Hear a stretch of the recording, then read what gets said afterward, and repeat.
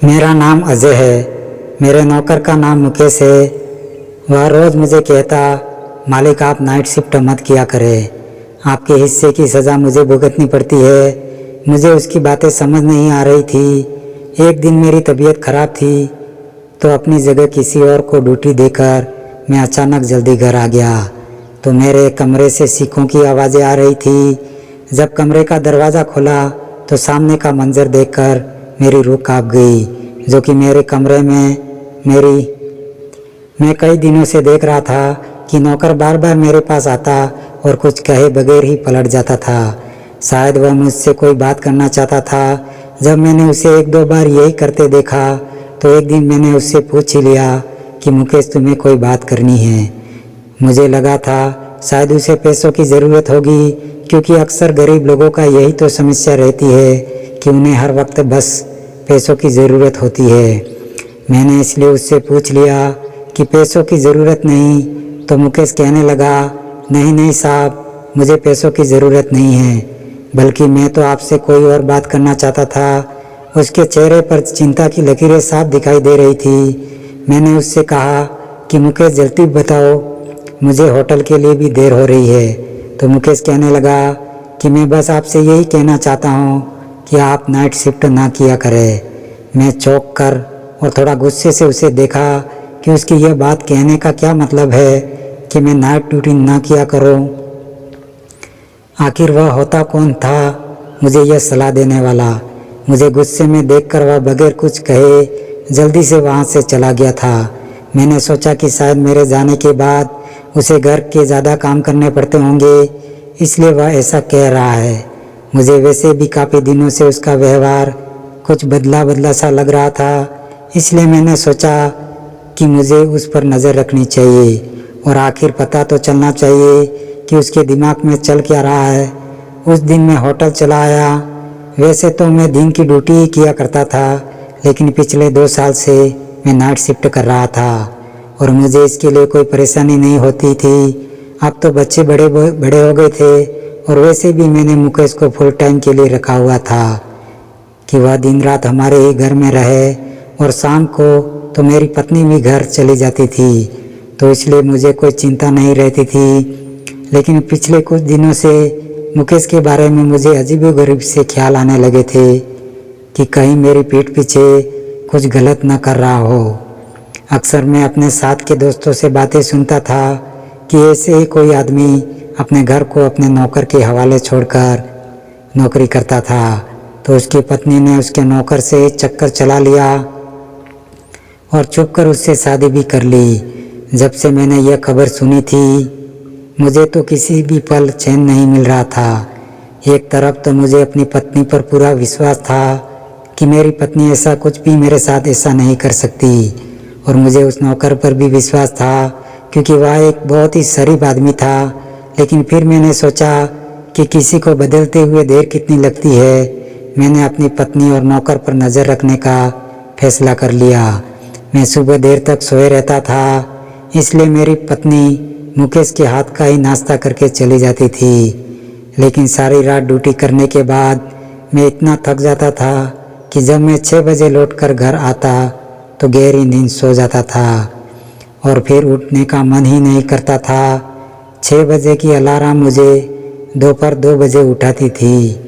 Lunch करने के बाद मैं अपने निजी ढाबे पर बैठकर जाता था, क्योंकि 5 स्टार होटल की नौकरी के अलावा मैंने एक छोटा सा ढाबा भी खोल रखा था जिसमें मैं गरीब लोगों का मुफ्त में खाना खिलाया करता था।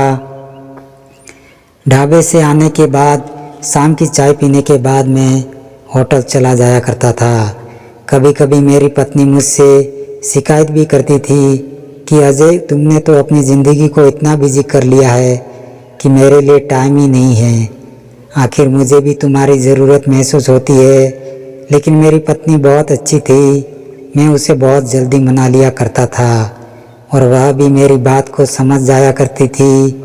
ज़िंदगी की यही रूटीन चल रही थी। कुछ दिन तो यूं ही सुकून से गुजरे। मुझे ऐसे कोई भी बात नज़र नहीं आई तो मैं भी कुछ सुकून सा हो गया था। लेकिन मुकेश एक दिन फिर मेरे पास आया और कहने लगा, साहब जी, अगर आप मेरी बात माने तो आप अपनी ड्यूटी दिन में कर दो। आपके चले जाने के बाद आपके हिस्से की सज़ा मुझे भुगतनी पड़ती है।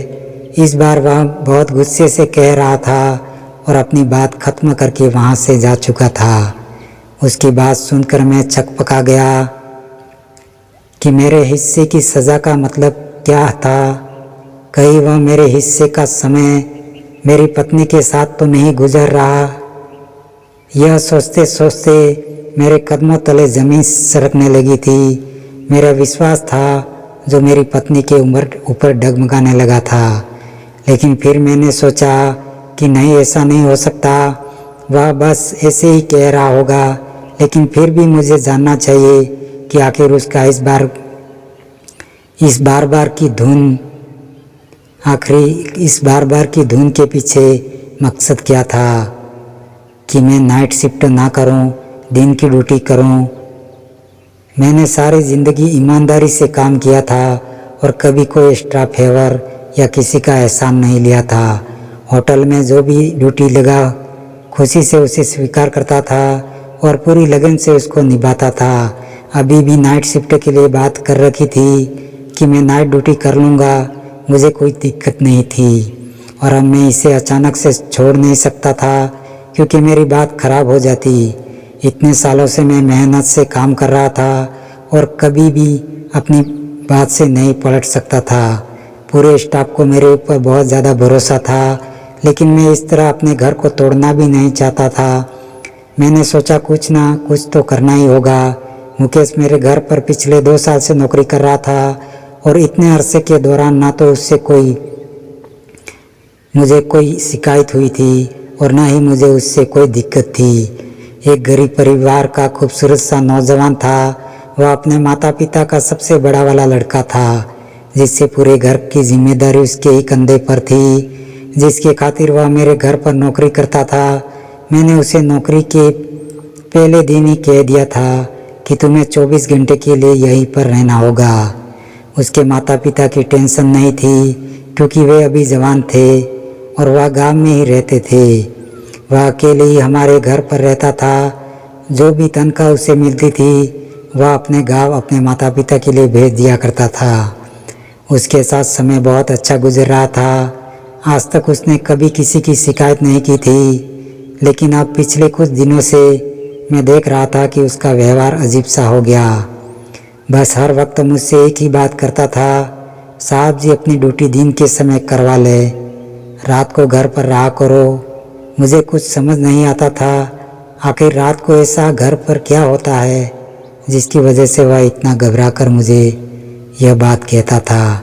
एक दिन ऐसा हुआ कि मैं ऑन ड्यूटी था कि अचानक एक वेटर मुझे आकर कहने लगा कि कोई लड़का है, बड़ी दूर से आपसे मिलने आया है। पहले पूछा क्या कोई गेस्ट है, क्योंकि इस वक्त मेरी ड्यूटी किचन में थी। तो वह कहने लगा नहीं, वह आपका कोई रिश्तेदार है। मैं हैरान होते हुए बाहर आ गया। मेरा कौन सा रिश्तेदार इस वक्त मुझसे मिलने होटल आ सकता है। मैं बाहर आ गया तो एक अनजान लड़के को सामने खड़ा पाया। मैं हैरत के मारे देखकर पूछा, आप कौन और मुझसे क्यों मिलना चाहता है। तो वह कहने लगा, क्या आप ही शेफ अजय है। मैंने कहा, जी हाँ, मैं ही शेफ अजय हूँ। मेरी बात सुनकर उसने एकदम से मोबाइल का कैमरा निकाला और मेरी तस्वीर खींचकर अचानक से भाग गया। मुझे तो कुछ सेकंड के लिए समझ नहीं आया कि मेरे साथ क्या हुआ, और जब तक मैं समझ पाता वह मुझसे बहुत दूर भाग चुका था।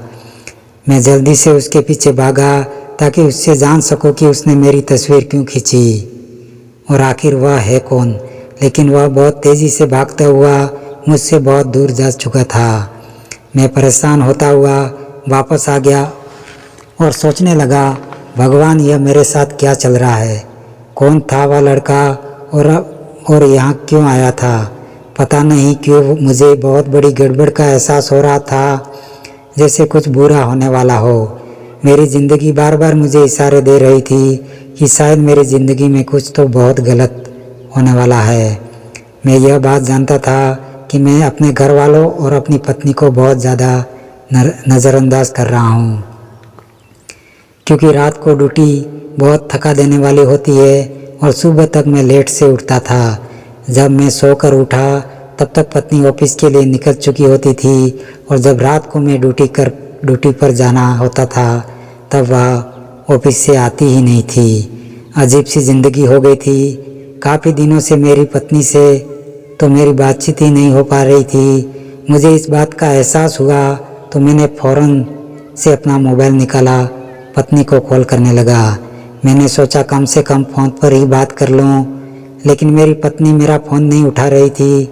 फिर मैंने उसके ऑफिस के नंबर पर कॉल की तो उसके असिस्टेंट ने बताया कि पिछले कई दिनों से दफ्तर ही नहीं आ रही। असिस्टेंट की बात सुनकर तो मैं हैरान रह गया था। मुझे तो या नहीं, लेकिन परेशानी वाली बात तो यह थी कि वह रोज़ाना घर से दफ्तर के लिए निकलती है तो वह कहाँ जाती है। अगले दिन मैंने सोचा कि मैं छुट्टी कर लेता हूँ। जब मैं यह बात घर पर बताई तो सब बहुत खुश हुए। ख़ास तौर पर मेरा नौकर मुकेश के चेहरे पर तो सच्ची खुशी के हाव भाव नज़र आ रहे थे। रात का खाना खाकर फ्री हुआ तो मैं ऐसे ही टहलने के लिए बाहर आ गया तो मैंने देखा मुकेश किसी से फ़ोन पर बात कर रहा था और वह किसी को बता रहा था कि साहब जी आज घर पर नहीं हैं। शुक्र है कि आज मेरी जान छूट गई, वरना तो उनके हिस्से की सज़ा मुझे भुगतते भुगतते शायद मेरा दम ही निकल जाता। जब मैं उसके करीब गया तो उसने जल्दी से घबराकर फ़ोन बंद कर दिया। मैंने उससे पूछा कि किससे बात कर रहा था तो कहने लगा किसी से भी नहीं, अम्मा से अपने घर का बस हालचाल पूछ रहा था। मुझे अब मुकेश के बारे में शक हो रहा चुका था।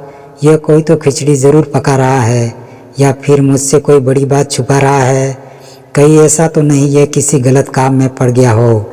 मैंने सोचा कि आज घर पर रहकर देख लेता हूँ कि आखिर यहाँ पर ऐसा होता क्या है, लेकिन मुझे तो कुछ भी ऐसा गलत महसूस नहीं हुआ। सब लोग आराम से सो रहे थे। मेरी पत्नी मेरी छुट्टी का सुनकर बहुत खुश हुई थी।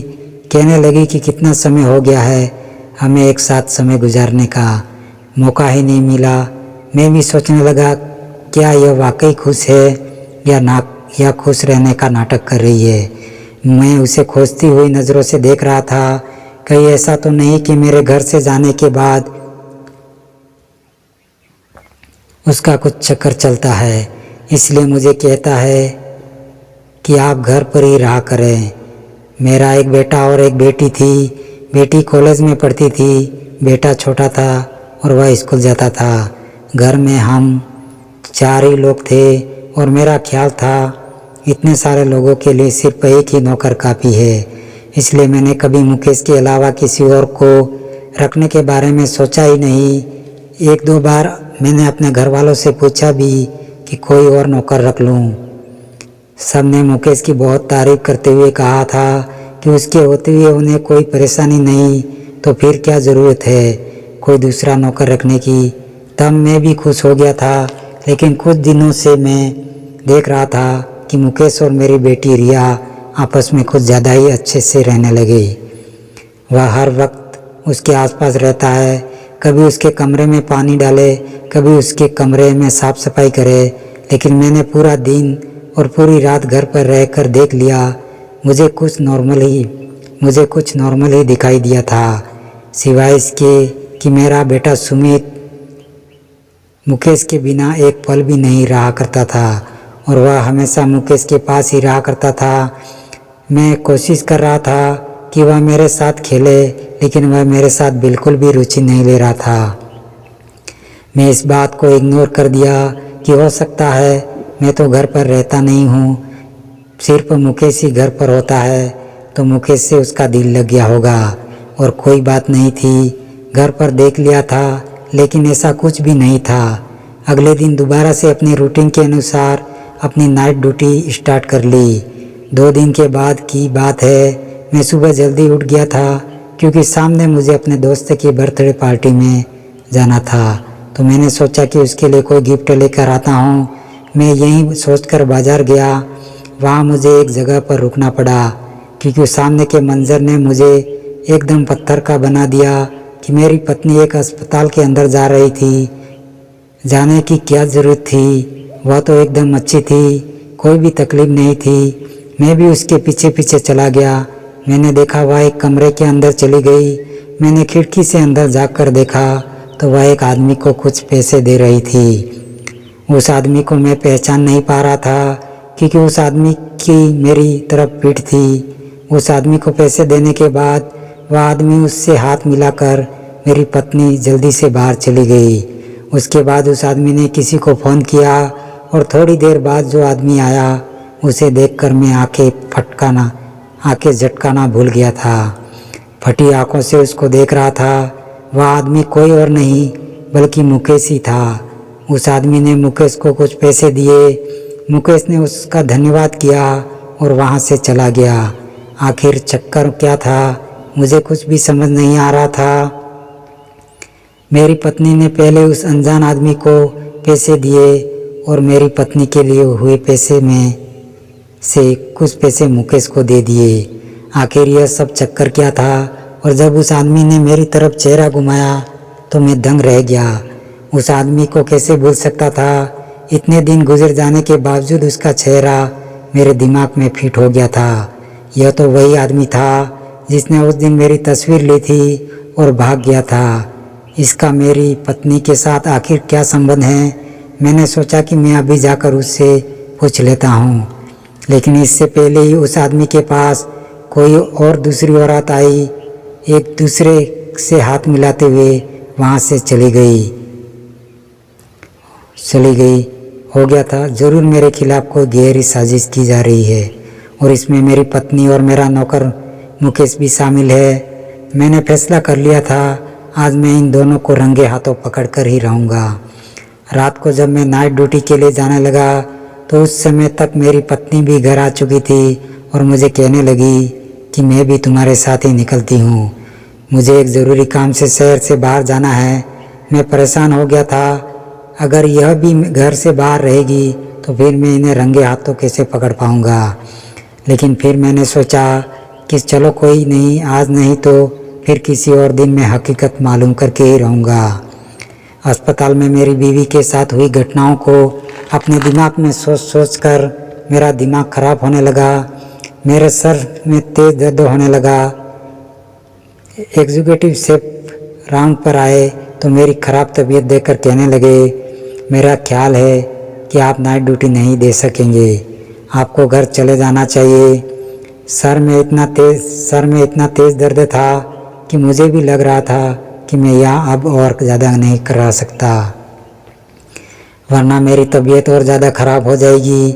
मैंने अपनी जगह किसी दूसरे शेफ को ड्यूटी दी और बगैर बताए घर चला आया। आज से पहले मैं कभी यूँ अचानक रात के समय घर नहीं आया था। दरवाज़ा बंद था। मैंने सोचा उन लोगों को जगाने से अच्छा है मैं खुद ही अपनी चाबी से दरवाज़ा खोलकर अंदर दाखिल होते ही मुझे अंदाज़ा हो गया शायद मेरी पत्नी अभी तक घर वापस नहीं लौटी थी, क्योंकि उसकी स्कूटी वहाँ पर नहीं थी। मैं चुपचाप अपने कमरे की तरफ बढ़ने ही लगा था कि अचानक मुझे ठीक ही की आवाज़ सुनाई दी। आवाज़ ऊपर से आ रही थी। मैं भागते हुए ऊपर गया तो आँखों की आवाज़ अभी भी मेरे छोटे बेटे के कमरे से आ रही थी। मैं आगे बढ़कर दरवाज़ा खोलने लगा। एकदम से दरवाज़ा खुला। सामने का मंजर देखकर तो मेरी खुद की सिकें निकल गई, क्योंकि वह मंजर ही ऐसा था जिसने मुझे हिलाकर रख दिया था। मैंने देखा कि मेरा बेटा मेरे नौकर को बुरी तरह से पीट रहा था और वह सीखों की आवाज़ भी मेरे नौकर मुकेश की ही थी। मैंने जल्दी से आगे बढ़कर उसे हटाया तो वह भी मुझे देखकर परेशान हो गया। मुकेश जल्दी से मुझे देखकर मेरे पास आया और मेरे पीछे छुप गया। कहने लगा, इसलिए तो आपको कहता था कि आप नाइट शिफ्ट ना किया करें, क्योंकि फिर आपके जाने के बाद मेरे साथ ऐसा ही होता है और यह आज से नहीं बल्कि कई महीने से हो रहा है। मैंने अपने बेटे को गुस्से से देखते हुए पूछा कि आखिर तुम मुकेश को क्यों मार रहा है? आखिर उसने ऐसा क्या किया है जो तुम उसे इतनी बुरी तरीके से पीट रहा है? मेरे बेटे ने आगे बढ़कर मुझे भी एक ज़ोर का धक्का दिया। कहने लगा, आज हमारे बाप बेटे के बीच में मत बोलें, आप जो भी है यहाँ से चले जाएं। उसकी हालत अजीब सी हो रही थी। मैं फटी फटी आंखों से अपने बेटे को देख रहा था। क्या बक रहा था। मैंने कहा, यह तुम क्या कह रहा है? मैं तुम्हारा पिता हूँ, यह तुम्हारा पिता नहीं है। मुझे लग रहा था वह अपने होशो हवास में नहीं था। दूसरी तरफ मुकेश बहुत बुरी तरह से डरा हुआ था। उधर आर्यन की हालत भी खराब होने लगी थी। वह गुस्से के मारे कमरे का सामान इधर उधर फेंकने लगा था। मुझे लगा कि कहीं वह अपने आप को नुकसान ना पहुंचा दे। मैंने जल्दी से अपने साथ लाए बैग में से नींद की गोली निकाली और आर्यन को खिला दिया।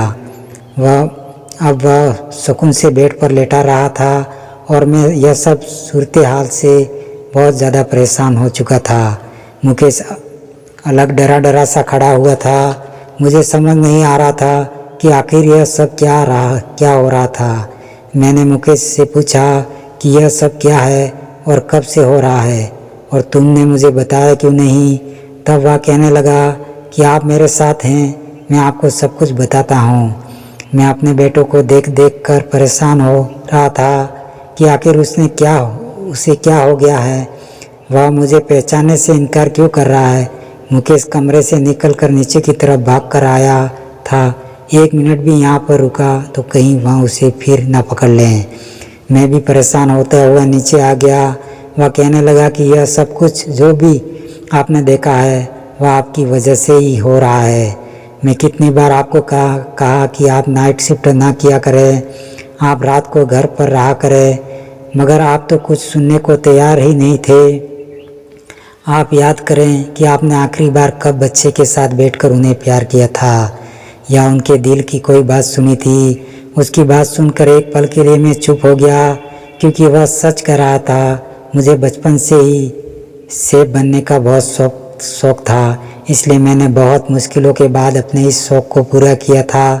मेरी पत्नी बहुत अच्छी थी, मेरे शौक के बारे में अच्छी तरह से जानती थी। मैं भी अपनी पूरी कोशिश करता था कि अपने बच्चों को समय दे सकूं, लेकिन एक 5 स्टार होटल में सूस शेफ के होने के नाते मेरी बहुत ज़्यादा जिम्मेदारियाँ होती थी और मेरा ज़्यादातर समय होटल के कामों में ही बीतता था। लेकिन उसके बावजूद मैं हमेशा कोशिश करता था कि मैं अपने बच्चों को एक अच्छी परवरिश और उन्हें अच्छी शिक्षा दे सकूं। हालांकि मैं उन्हें ज़्यादा समय नहीं दे पाता, मगर इसका मतलब यह तो नहीं कि मैं उन पर ध्यान नहीं देता था और उनसे प्यार नहीं करता था। मुकेश कहने लगा कि आपके व्यवहार से आर्यन धीरे धीरे डिप्रेशन का शिकार होने लगा था। उसे माँ बाप के प्यार की सख्त ज़रूरत थी, जो उसे नहीं मिल पा रहा था, क्योंकि उसके माँ बाप के द्वारा पूरी छूट मिलने से कॉलेज में गलत संगत में पढ़कर गलत आदतों का शिकार हो गया है। उसे पिता के प्यार की ज़रूरत थी जो उसे नहीं मिली, तो वह दिमागी मरीज बन गया। वह अपने अंदर के तनाव और गुस्सा मुझे मारपीट कर निकालता था। उस समय उसे लगता कि मैं उसका माता और पिता से कभी कोई शिकवा नहीं कर पाया, आपको कुछ नहीं कह पाया, इसलिए मुझे अपना पिता समझते हुए मुझ पर अपना गुस्सा निकालता है। और जब सुबह होती है तो वह मुझसे ना सिर्फ माफ़ी मांगता है बल्कि मुझे बहुत सारे पैसे भी देता है ताकि मैं आपको कुछ न बताऊं। साहब जी, मैं गरीब हूँ, अपने माता पिता और भाई बहनों का पेट मैं अकेला पालता हूँ। रात को जो मारपीट और तकलीफ में सहता था, सुबह जब आपका बेटा मुझे पैसे देता तो मैं भूल जाता था कि रात को मैंने क्या। एक बार फिर जब आर्यन मुझे माफ़ी मांग रहा था और मुझे पैसे देने लगा तो मैं आर्यन से कहा, आर्यन तुम मेरे ऊपर बहुत जुल्म करते हो, मुझे तुम्हारे पैसे नहीं चाहिए, मैं तुम्हारे पिता को तुम्हारी सारी बातें बता दूंगा, तुम पागल हो, तुम्हें तुम्हारे पिता पागल खाने में डाल देगा, तब तुम्हारी अकल ठिकाने आएगा।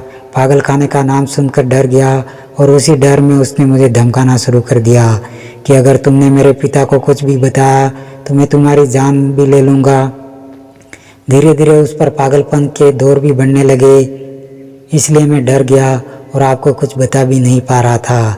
आपको सारी बात तो नहीं बता सकता था, लेकिन आपको यही कहता था कि आप घर पर रहा करें। मैंने मुकेश से पूछा, मुकेश यह सब कब से हो रहा है? मुकेश ने मुझे बताया कि साहब जी, यह पिछले 1 साल से चल रहा है। आर्यन का व्यवहार मेरे प्रति कभी कभी लाड और प्यार से जिद करता है, तो कभी कभी अपना सारा गुस्सा मेरे ऊपर निकाल देता है।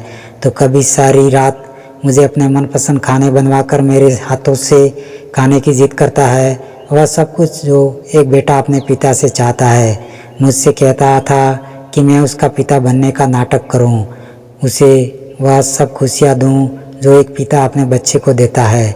और जब मैं उसकी जिद पूरी करने से मना कर देता तो बहुत गुस्से से पागल हो जाता और मुझे पीटने लगता है। मुकेश की बातें सुनकर मुझे अब समझ आया कि मुकेश क्यों कहता था कि साहब जी आपके हिस्से की सज़ा मुझे भुगतनी पड़ती है, क्योंकि शायद सारा गुस्सा मेरे लिए होता था जो मेरा बेटा मुकेश पर निकाल देता था। मैं तो कभी सोच भी नहीं सकता था कि मेरे बच्चों के साथ यह सब चल रहा होगा। लेकिन मेरी पत्नी का उस दिन उस आदमी से मिलने का क्या प्लान था जिसने मेरी तस्वीर खींची थी, और यह सब मुकेश के अलावा और कोई नहीं बता सकता था। मैंने फ़ौरन उससे पूछा तो वह कहने लगा, साहब आप तो मेरी कोई भी बात सुनने को तैयार ही नहीं थे। तो मैं आपके बेटे की जो भी हालत थी वह आपकी पत्नी को बता दी। उन्होंने एक डॉक्टर से बात की और अपने बेटे को पूरी हालत के बारे में उस डॉक्टर को बताया और डॉक्टर से विनती भी की किसी तरह मेरे बेटे को ठीक कर दें। आपकी पत्नी नहीं चाहती थी कि आपको इस सारे मामले के बारे में पता चले, गिल्टी फील करे। आपकी पत्नी ने उस डॉक्टर से हाथ जोड़कर विनती की थी कि मेरे पति को इस बारे में कुछ नहीं पता चलना चाहिए। मैं चाहती हूँ कि मेरे पति यह सब कुछ जानने से पहले ही मेरा बेटा ठीक हो जाए। उस डॉक्टर ने आपके हॉस्पिटल का एड्रेस ले लिया था और उस दिन भी आपकी पत्नी उस डॉक्टर के पास गई थी, डॉक्टर की मदद कर रही थी। जब भी मुझे अपने क्लिनिक बुलाती मैं चला जाता और वह मुझे आपके बेटे के बारे में सवाल जवाब करती थी। इसलिए उसने उस दिन मुझे भी कुछ पैसे दिए थे। उस दिन उसने मुझे बताया था कि मैं तुम्हारे मालिक की कुछ तस्वीरें नहीं है। मुझे हैरत हुई। मैंने उस डॉक्टर से पूछा कि आपने मेरे मालिक की तस्वीर क्यों चाहिए। डॉक्टर कहने लगा, इसलिए ताकि मैं तुम्हारे मालिक को शक में डालना चाहता था, जिससे वह अब अपने घर पर ध्यान देगा और अपने बच्चों पर भी ध्यान देगा। उसे लगेगा कि ज़रूर कुछ ना कुछ खिचड़ी मेरे घर में पक रही है और वह अपने घर पर ध्यान देने लगे कि मैं तुम्हारे मालिक को सब कुछ नहीं बता सकता, क्योंकि तुम्हारे मालिक ने मुझे कुछ भी बताने से मना करना, लेकिन इस तरह शक में पड़कर कुछ तो अपने बच्चों पर ध्यान देगा। मुकेश की सारी बातें सुनकर मुझे सब कुछ समझ आ गया था। मेरा सर शर्मिंदगी से झुक गया था।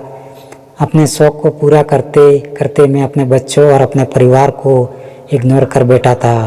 मेरे 2 बच्चे थे और कैसे पले बड़े मुझे कुछ होश नहीं था। मेरी बच्चा शुरू से ही अपने आप में मग्न रहने लगा था और मैंने कभी उस पर ध्यान नहीं दिया जिसका वह हकदार था, लेकिन मैं नहीं जानता था कि उसका यह नतीजा निकल सकता है। उस वक्त मुझे समझ आया कि हम माँ बाप को अपने कैरियर के पीछे इतना भी पागल नहीं होना चाहिए कि अपने बच्चों को ऐसे ही छोड़ दें। मेरी पत्नी को मुझसे बहुत मोहब्बत थी, इसलिए वह नहीं चाहती थी कि मैं पछतावे की आग में जलूं। इसलिए बहुत सारे मामले ठीक करना चाह रही थी, मगर मैं अब समझ गया था कि शायद उस डॉक्टर के अलावा मुझे भी अपना किरदार निभाना होगा। मैंने कुछ समय के लिए छुट्टी ले ली ताकि अपने घर अपने बच्चों को मैं समय देता हूँ। अगर आपको हमारी कहानी पसंद आई हो तो वीडियो को लाइक करें, चैनल पर नए हो तो चैनल को सब्सक्राइब जरूर करें तथा बेल आइकन पर क्लिक करना बिल्कुल ना भूलें, जिससे आगे आने वाली वीडियो आपको सबसे पहले मिलेगी। धन्यवाद।